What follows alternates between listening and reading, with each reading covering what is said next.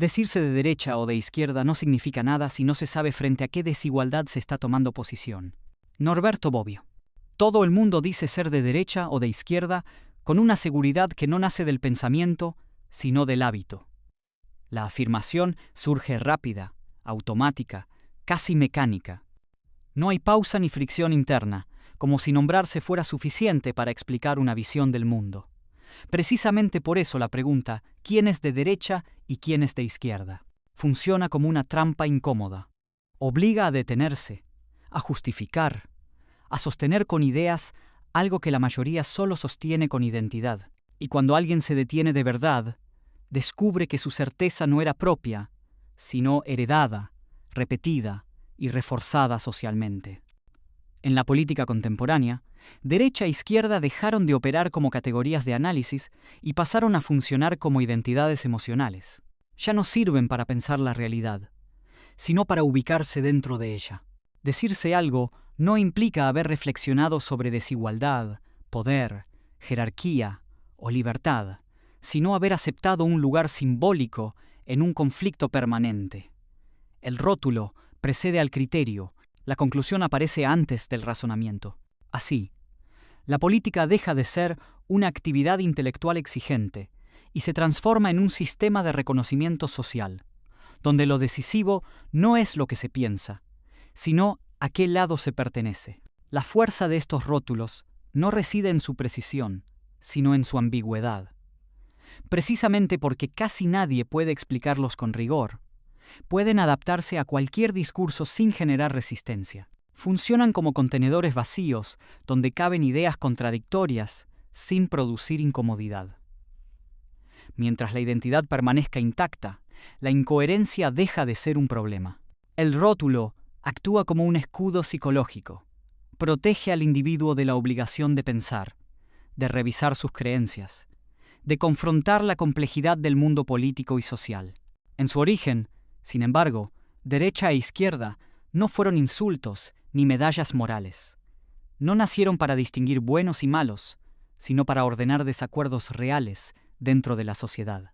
Eran herramientas imperfectas, pero necesarias, para identificar posiciones frente a problemas concretos como la desigualdad social, el papel del Estado, la permanencia del orden existente o su transformación. Ese criterio discutible, incómodo, pero indispensable, es lo que se fue erosionando con el tiempo, hasta quedar reducido a una repetición automática de palabras cuyo contenido ya no se examina. Cuando una categoría política deja de servir para comprender la realidad y pasa a servir para definirse frente a los demás, deja de ser política y se convierte en psicología colectiva. El individuo ya no adopta una posición después de analizar un problema. Adopta un problema después de haber elegido una posición. El pensamiento se vuelve accesorio. La reacción se vuelve suficiente. En ese punto, la política deja de organizar el desacuerdo racional y pasa a administrar emociones previsibles, alineando comportamientos sin necesidad de comprensión real. Por eso hoy abundan las convicciones sin concepto y las certezas sin fundamento. No se trata simplemente de que la gente se equivoque, sino de que ya no sienta la obligación de saber. Declararse de derecha o de izquierda, sin poder explicar qué separa realmente a una de la otra, no es un error inocente, es una renuncia voluntaria al criterio. Y toda renuncia al criterio abre un vacío que siempre termina siendo ocupado por algo más cómodo y más seguro que pensar: la identidad, la consigna y la obediencia. Derecha e izquierda nacen como posiciones en un conflicto político, no como identidades morales. Norberto Bobbio. Derecha e izquierda no nacieron como ideas nobles, ni como doctrinas destinadas a explicar el mundo. No surgieron para definir virtudes personales ni para clasificar el carácter moral de los individuos. Aparecieron de la manera más cruda y política posible, como una disposición espacial dentro de una asamblea que intentaba organizar un conflicto real.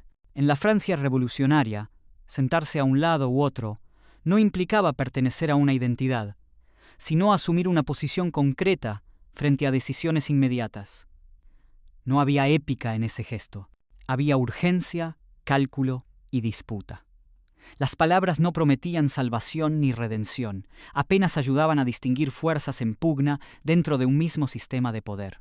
En ese origen, derecha e izquierda no cargaban ningún contenido psicológico profundo, no describían sensibilidades, valores íntimos, ni visiones totales del mundo. Funcionaban como coordenadas prácticas para ordenar el desacuerdo.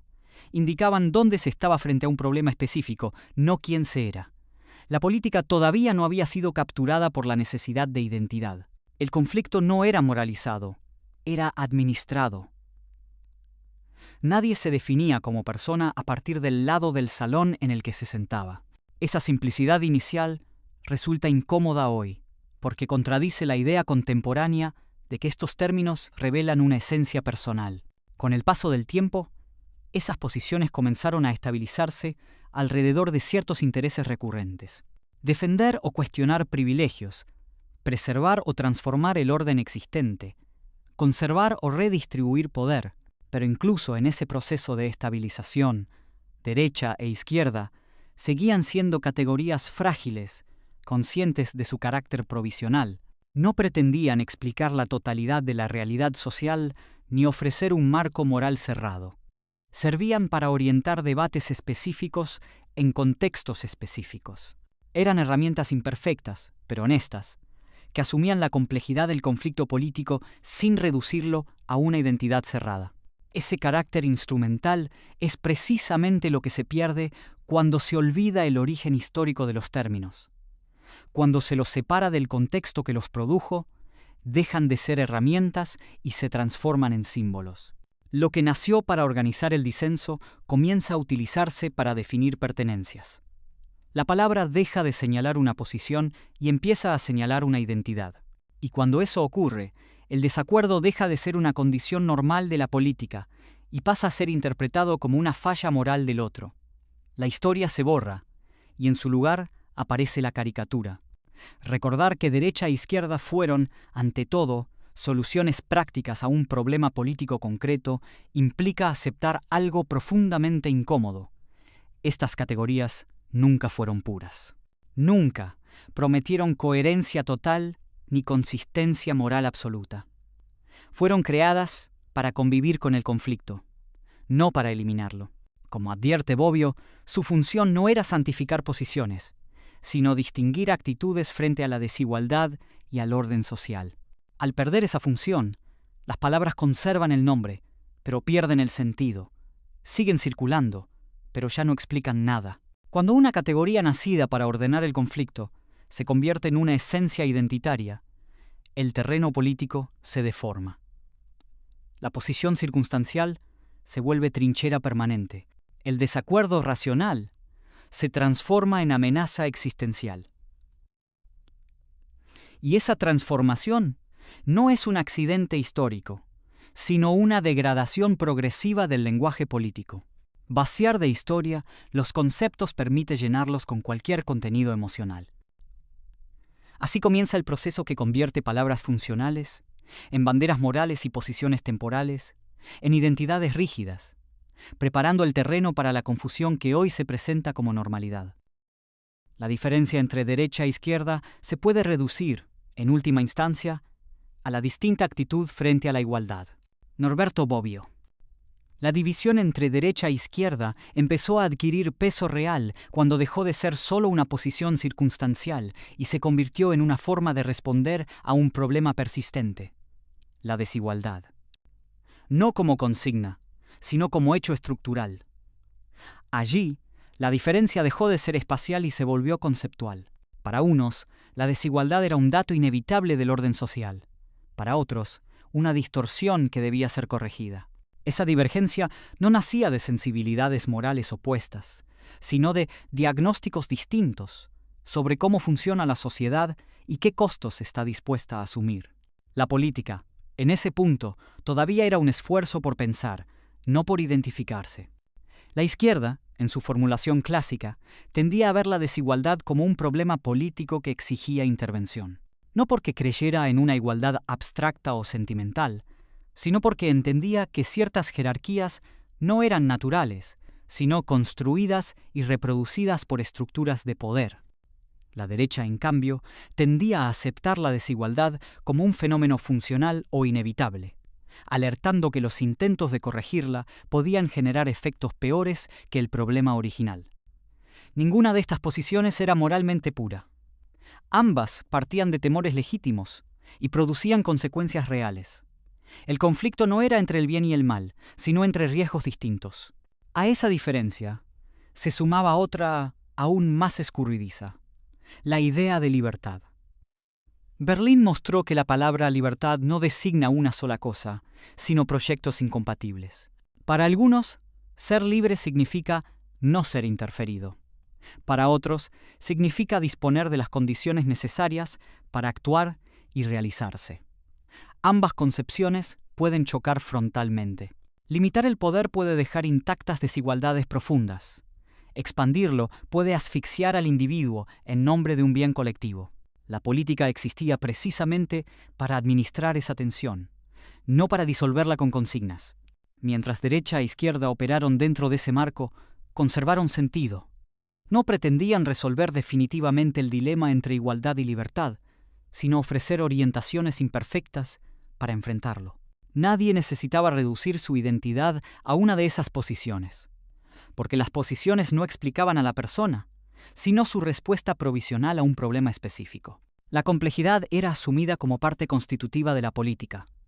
El desacuerdo no era un defecto, sino la condición normal de una sociedad plural. El problema comienza cuando estas diferencias conceptuales se simplifican y se transforman en dogmas, cuando la izquierda deja de tratar la igualdad como un problema político y empieza a tratarla como una virtud moral incuestionable.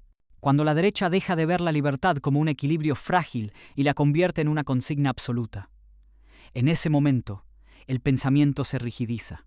Las categorías dejan de servir para analizar y pasan a servir para justificar. La política deja de ser un espacio de tensión y se convierte en una disputa de certezas cerradas. Reducir derecha e izquierda a eslogans borra justamente lo que les daba sentido, su carácter problemático. Igualdad, libertad y jerarquía no son valores que puedan maximizarse sin costo. Son fuerzas en tensión permanente. Cuando una de ellas se presenta como solución total, el concepto político se degrada. Lo que antes ayudaba a pensar pasa a impedir el pensamiento. Y cuando las categorías dejan de incomodar, dejan también de explicar. Conservan el nombre, pero pierden la función. Así, el contenido real se diluye, preparando el terreno para que el rótulo sobreviva sin el concepto que alguna vez le dio peso. La ideología no es una teoría que se discute, sino una creencia que se defiende. Raymond Aron. El punto de ruptura no ocurre cuando aparecen ideas nuevas, sino cuando las ideas dejan de admitir límites. Allí comienza la ideología. Mientras derecha e izquierda funcionaban como marcos imperfectos para pensar problemas reales, el desacuerdo era posible. Pero cuando una de esas posiciones empieza a presentarse como la única vía legítima hacia la justicia, la libertad o el progreso, el pensamiento se endurece. El concepto deja de ser una herramienta y se transforma en una certeza. Ya no sirve para analizar la realidad, sino para juzgarla. En ese momento, la política deja de ser un ejercicio racional y empieza a comportarse como una fe. La ideología no tolera la ambigüedad. Necesita respuestas totales, explicaciones cerradas y una narrativa que justifique todo lo que ocurre. Aron entendió con claridad que el problema no era tener ideas fuertes, sino convertirlas en dogmas inmunes a la experiencia histórica. Cuando una visión del mundo se vuelve incuestionable, deja de corregirse a sí misma. Todo lo que la contradice se redefine como error, traición o mala intención. La realidad ya no es algo que se examina, sino algo que se acomoda a la creencia previa. El pensamiento crítico se vuelve sospechoso, porque introduce fisuras en una estructura que exige coherencia absoluta. En ese proceso, derecha e izquierda comienzan a perder su función analítica. Ya no se las utiliza para entender por qué existen conflictos sociales, sino para explicar por qué el otro está equivocado. La política deja de organizar el disenso y pasa a administrar la lealtad. El militante reemplaza al ciudadano. Pensar deja de ser una virtud y se convierte en un riesgo. La duda, que antes era parte del razonamiento, pasa a ser interpretada como debilidad moral. El problema ya no es estar equivocado, sino no creer lo suficiente. La ideologización tiene un efecto particular. Simplifica. Reduce la complejidad social a una narrativa moral clara, donde todo encaja y nada incomoda. La desigualdad deja de ser un problema a analizar y se convierte en una prueba de que el sistema es intrínsecamente perverso o inevitablemente necesario. La libertad deja de ser una tensión frágil y se transforma en una consigna absoluta. Las categorías políticas pierden su carácter problemático y adoptan la forma de verdades reveladas. Así, el conflicto real desaparece detrás de una explicación que lo absorbe todo. Cuando la política entra en ese estado, los hechos dejan de importar por sí mismos. Importan solo en la medida en que confirman la narrativa ideológica. Los fracasos se reinterpretan como traiciones externas. Las contradicciones se justifican como sacrificios necesarios. La historia deja de ser un campo de aprendizaje y se convierte en un tribunal selectivo. Aaron observó que, en ese punto, la ideología ya no describe el mundo, lo reemplaza. Ofrece una explicación tan completa que elimina la necesidad de observar la realidad con honestidad. El resultado de este proceso es devastador para el pensamiento político. Derecha e izquierda, que alguna vez sirvieron para distinguir actitudes frente a problemas reales, se transforman en religiones seculares. No piden comprensión, piden adhesión. No buscan convencer, buscan convertir. Y cuando una categoría política exige fe, deja de ser una herramienta intelectual y se vuelve un instrumento de obediencia. El concepto todavía conserva su nombre, pero ya no cumple su función original. Ha sido sustituido por algo más cómodo, más cerrado y más peligroso: la certeza absoluta de estar del lado correcto. La función principal del mito político no es explicar el pasado, sino justificar el presente. Eric Hobsbawm. La degradación final de derecha a izquierda ocurre cuando el concepto ya no basta y necesita un pasado que lo legitime. En ese momento, la historia deja de ser conocimiento crítico y se convierte en recurso emocional. No se la consulta para comprender procesos complejos, sino para confirmar creencias previas. El pasado ya no incomoda consuela. Se selecciona, edita y limpia hasta encajar con identidades políticas rígidas. Así la historia abandona su función explicativa y pasa a ofrecer continuidad, orgullo y sentido a proyectos que ya no resisten análisis presente cuando se transforma en mito funcional al poder dominante actual. Hobsbawm entendió que las tradiciones no son reliquias intactas, sino construcciones activas moldeadas por intereses presentes. Se inventan, refuerzan y transmiten según necesidades políticas concretas. En ese proceso, los hechos incómodos se minimizan, las violencias se justifican y los fracasos se reinterpretan como desvíos inevitables. El pasado se vuelve maleable y utilizable. No importa lo ocurrido, importa lo narrable. La historia deja de ser disciplina crítica y se transforma en herramienta emocional diseñada para movilizar lealtad, identidad y obediencia colectiva, mediante relatos simples, símbolos repetibles, emociones compartidas que sustituyen análisis, reflexión, duda, responsabilidad histórica, crítica pública, constante, consciente, racional, colectiva. En este terreno derecha e izquierda ya no se definen por lo que producen en el presente, sino por símbolos históricos que dicen representar. Cada bando construye panteones mártires y gestas purificadas. Las figuras históricas se reducen a íconos descontextualizados, vaciados de contradicción y violencia real. El símbolo reemplaza al proceso, el rostro sustituye a la estructura. Cuestionar esos íconos deja de ser ejercicio intelectual legítimo y pasa a interpretarse como agresión moral contra la identidad colectiva del grupo político, que los adopta, defiende, reproduce sin análisis histórico crítico ni memoria. Completa, honesta, incómoda, verificable, pública, constante, compartida, racional, adulta. El mito posee una ventaja decisiva sobre el pensamiento crítico, porque no exige coherencia ni límites. Puede hablar de libertad mientras justifica opresión. Puede invocar igualdad ignorando jerarquías brutales. Puede denunciar injusticias pasadas mientras reproduce injusticias presentes. Hobsbawm mostró que esta elasticidad no es error, sino función política central. El mito reduce el costo intelectual de pertenecer y protege al individuo de enfrentar ambigüedad, complejidad, responsabilidad y culpa histórica mediante relatos cerrados simples, emocionalmente eficaces que sustituyen pensamiento crítico, análisis histórico, honesto revisión, permanente, duda, pública, reflexión racional, incómoda, adulta, colectiva constante, consciente, verificable, responsable social política, intelectual, profunda real. Cuando la historia se convierte en mito, la política queda liberada de aprender. Los errores no obligan a corregir, solo a reinterpretar. Las víctimas no exigen revisión, solo silencio.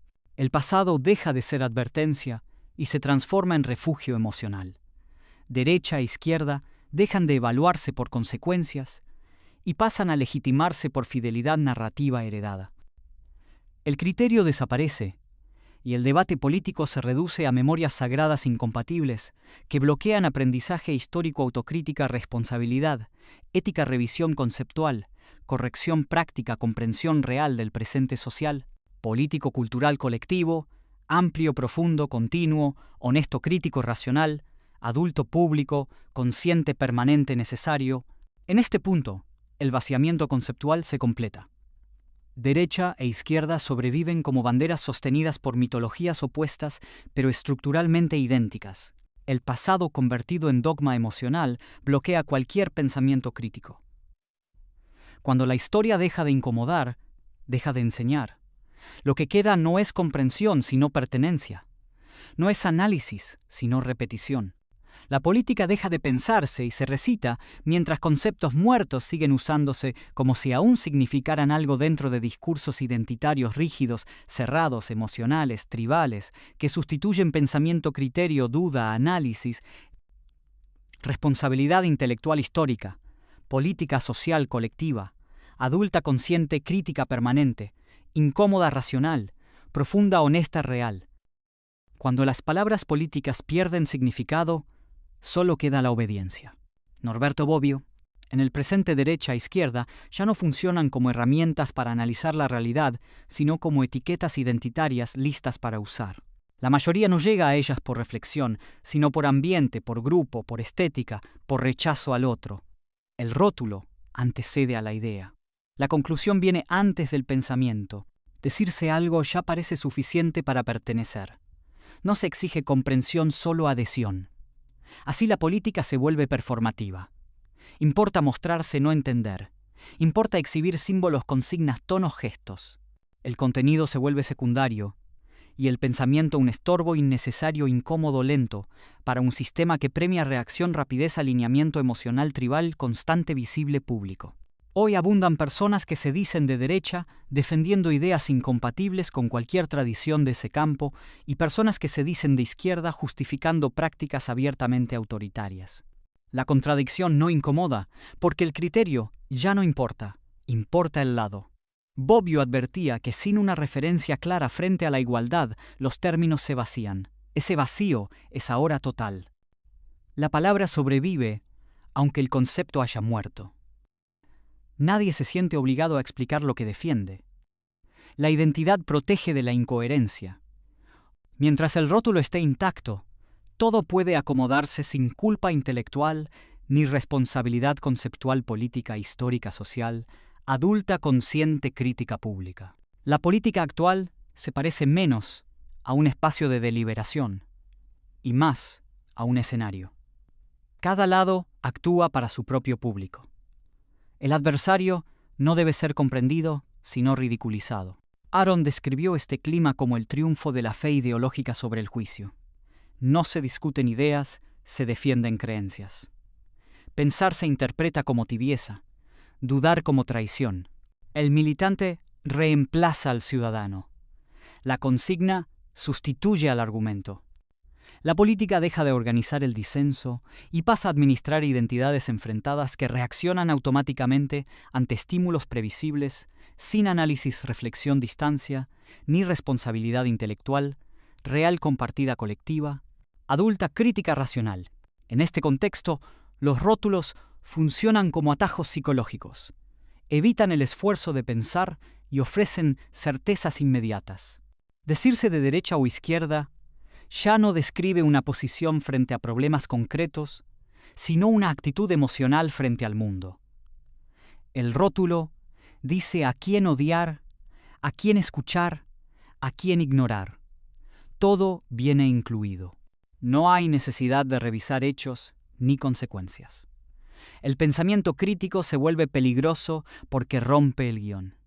Introduce complejidad donde el sistema exige simplicidad. Y un individuo que piensa por fuera del rótulo resulta incómodo, porque no responde como se espera, no reacciona como se programa, no obedece como se desea políticamente.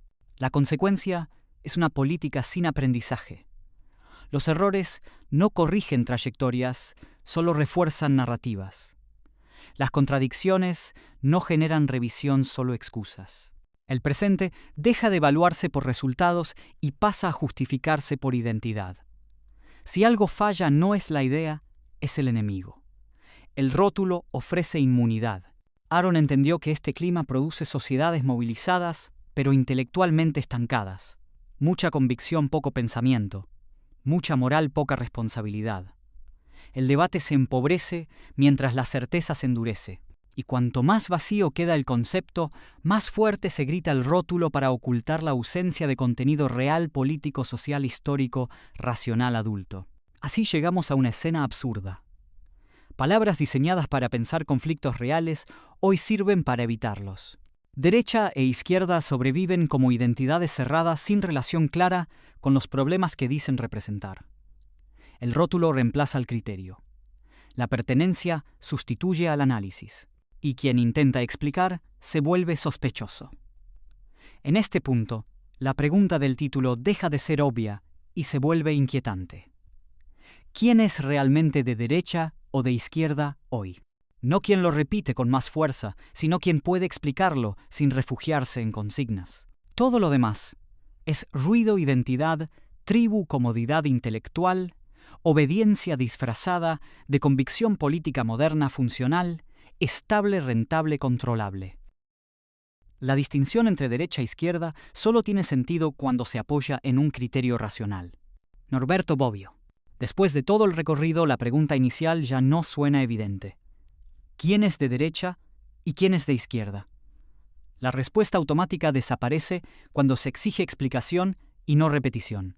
Muchos descubren que no saben responder porque nunca pensaron en términos de desigualdad, libertad, jerarquía, costos y límites. El rótulo fue suficiente mientras nadie pidió criterio. Cuando el concepto vuelve a pesar aparece el silencio. Ese silencio no es ignorancia casual, sino señal de algo más profundo. Durante años, la identidad ocupó el lugar del pensamiento político real, colectivo, cotidiano, aceptado, celebrado, reproducido sin examen crítico propio alguno.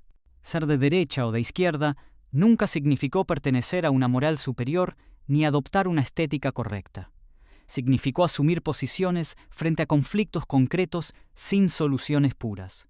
Bobbio insistió en que la diferencia solo existe cuando hay criterio frente a la desigualdad. Igualdad implica costos, libertad implica riesgos, jerarquía implica exclusión. Quien no reconoce esas tensiones no defiende ideas sino lealtades emocionales. Elegir un lado sin comprenderlo convierte la política en tribu. La tribu protege, simplifica y exime de responsabilidad intelectual. Pensar, en cambio, obliga a aceptar límites, contradicciones y consecuencias incómodas, reales, históricas, sociales, políticas permanentes, inevitables, compartidas, verificables, públicas, colectivas. La respuesta incómoda comienza cuando se admite que convicción no equivale a comprensión. Tener certezas no significa entender. Repetir consignas no implica pensar. El sistema político se beneficia de esa confusión, porque la convicción rápida es gestionable, mientras la comprensión lenta es peligrosa. Pensar rompe guiones, debilita alineamientos automáticos y expone contradicciones. Por eso se premia la identidad y se castiga el criterio. El rótulo funciona como atajo psicológico. Evita el esfuerzo de analizar y ofrece pertenencia inmediata. Pero todo atajo intelectual tiene un precio. La renuncia voluntaria al pensamiento propio, crítico, responsable, autónomo, adulto, consciente, racional, histórico, social, político, incómodo, real, compartido. Hoy, la mayoría se define políticamente sin poder explicar lo que defiende, no porque sea incapaz, sino porque no se le exige. La cultura política recompensa la exhibición y no la comprensión. Importa mostrarse del lado correcto, no entenderlo. El rótulo decide antes que el pensamiento. Así se toleran contradicciones evidentes sin incomodidad. La identidad absorbe todo.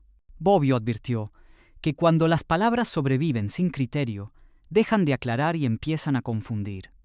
Siguen funcionando, pero ya no para pensar, sino para ordenar obediencias, rechazos y lealtades previsibles dentro de un conflicto permanente, administrado emocionalmente rentable, estable, controlable, funcional, sistémico, cotidiano, normalizado, aceptado. Responder de verdad a la pregunta del título exige abandonar la comodidad. Exige aceptar que no hay respuestas puras ni posiciones inocentes. Ser de derecha o de izquierda implica asumir consecuencias, no solo intenciones. Implica reconocer qué desigualdades se aceptan, cuáles se combaten y a qué costo. Quien no puede hacer ese ejercicio no eligió una idea, eligió refugio. La política se degrada cuando el refugio reemplaza al pensamiento. El rótulo ofrece protección frente a la duda, pero la duda es precisamente la condición mínima del pensamiento político, adulto, responsable, crítico, revisable, consciente, histórico, social, real, compartido, público, incómodo, racional, permanente, exigente, honesto, verificable. La respuesta final es seca y sin consuelo. ¿Es de derecha o de izquierda quien puede explicar lo que defiende? Quien no puede hacerlo no eligió un lado, eligió una tribu. La tribu piensa por él, decide por él y reacciona por él. El imbécil no es quien ignora, sino quien prefiere no saber. Este cierre no propone bandos correctos ni reconciliaciones fáciles. Propone una herida, porque solo quien acepta no saber está en condiciones de pensar sin rótulo, sin consigna, sin identidad prestada. Todo lo demás es comodidad intelectual, disfrazada de convicción política cotidiana funcional al poder vigente.